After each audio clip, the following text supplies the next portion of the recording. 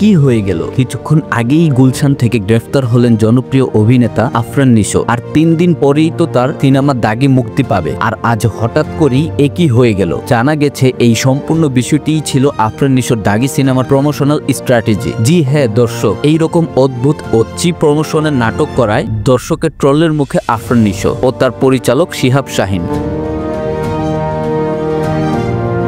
নিশোর এই প্রমোশনটিকে সকলেই একরকম চিপ পাবলিসিটি বলছে। সকল সাকিব ফ্যানরা তো বলছেই বরবাদের সাথে না পেরে শেষমেশ নিজেকে গ্রেফতার করালো আফরান নিশো। এই বিষয়টিকে কেউই ভালো চোখে দেখছে না, বরং এই কনসেপ্টটি কারো মাথায় ঢুকছে না। সকলেই বলছে এই রকম চিপ পাবলিসিটি করে দাগির কোনো লাভই হবে না, সকলেই তো সিনেমা হলে যাবে বরবাদ দেখতে।